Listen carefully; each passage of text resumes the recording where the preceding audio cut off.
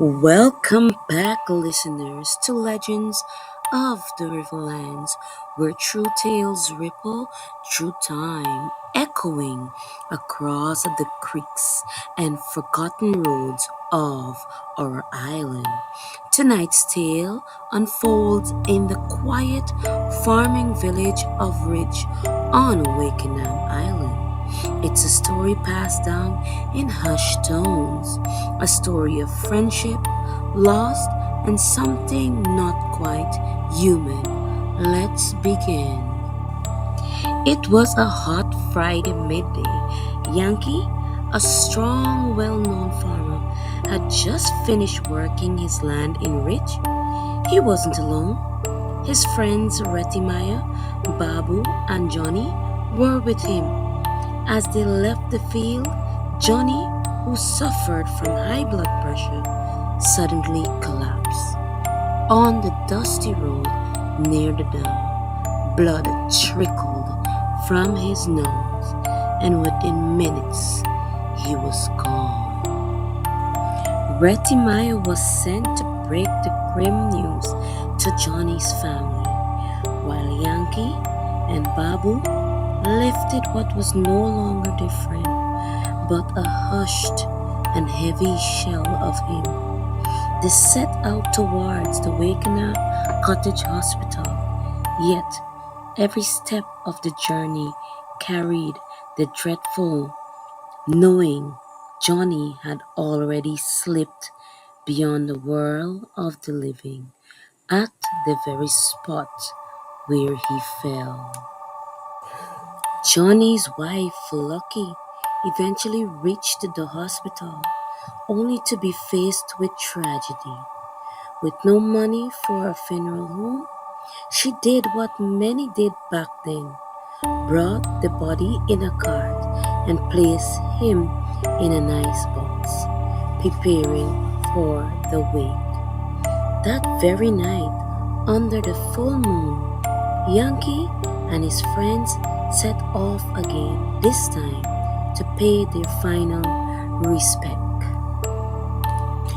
They rode to Ridge under moonlight, unaware that something had already begun to stir. After sharing drinks and stories at the wake, Yankee, remembering his early chores, tapped his friends and whispered it was time to leave. But they stayed, afraid to ride alone, passing the place Johnny died. Yankee rode on, alone, and that is when the nightmare began. At the same spot Johnny fell, Yankee's bicycle pedal flew off. As he searched the grass, he felt it. Something behind him, watching. He turned, and there stood Johnny. His eyes were red, his face twisted in anger. Yankee fled, screaming, "Why, Johnny? We were friends." But Johnny didn't walk. He floated, gliding across the ground behind him.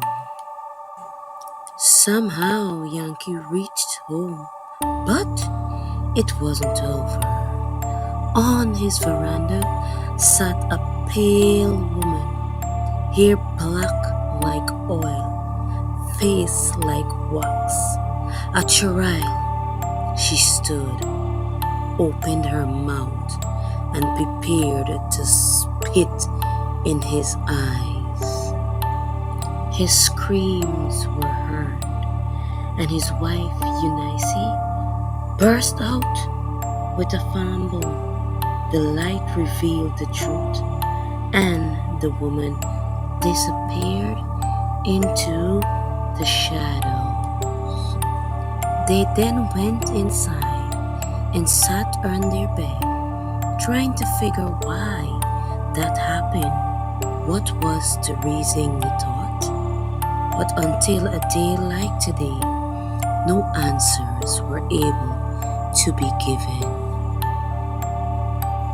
The next morning, Yankee learned the horrifying truth. Had that spirit spat in his eyes, he would have gone blind. And it's not good to shout you're heading home from a dead house because roaming spirits just await to hear such to create havoc. Since then, he never walked late again, and he never shouted goodbyes at a wake house. The question stayed lingering in Yankee's mind. What walked the ridge road after midnight? Was it grief, guilt, or something far darker? Thanks for joining us on Legends of the Riverlands. I'm your host, Mixed Breed Katie. Until next time, beware the hour before dawn.